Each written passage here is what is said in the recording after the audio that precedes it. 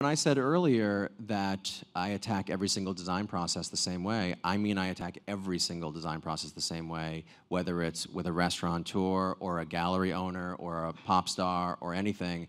I've been thinking about it a lot because I get that question a lot. I think Grease Live and Hamilton in the same couple of months, was kind of a lightning rod to draw attention to the process of what it would be like, because Tommy Kail and I both worked on those two things together.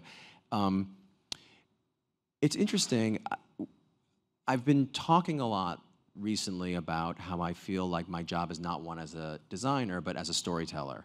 And from 40,000 feet above sea level, looking down at these problems or these challenges, I really think about what is it that we want to try and accomplish emotionally with a piece. So I'll sit down with someone that owns a restaurant or a gallery or a rock star and say, how do you want people to feel when they're watching this thing or experiencing it, when they go home? What is it that you want people to take away? And really, we kind of then Jedi mind trick people into feeling that way. So is it that you want to feel contemplative?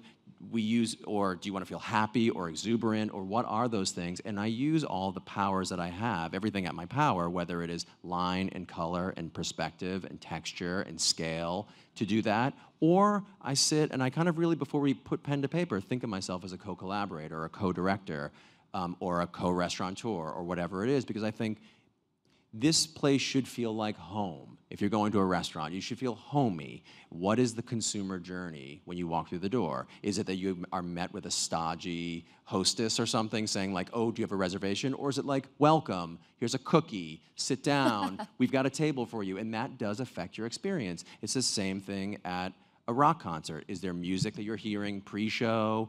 Are you masking the design? Are you revealing it? How do you want people to feel?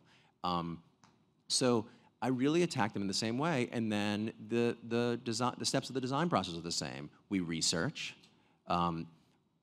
we draw, we work out a ground plan or a floor plan, which is figuring out how people will move through space. I do a lot of really fast sketches. I present them, we have a conversation, we talk about what the psychology of things being close together or further away will feel like, how tall is the space, how short is the space, what colors, we talk about that kind of experience. And then we draft it, or we build a model, or we try and find some way that I can communicate to my collaborators. Sometimes it's sketches, sometimes there are renderings, sometimes there's a scale model, which everyone loves because everyone's a sucker for miniatures.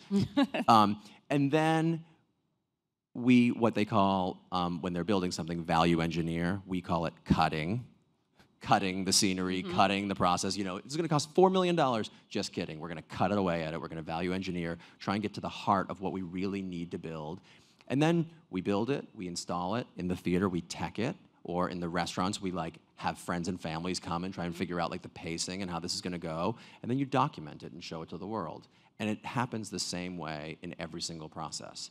So it really is about storytelling. It's like, what do you want people to feel when they go home about that experience?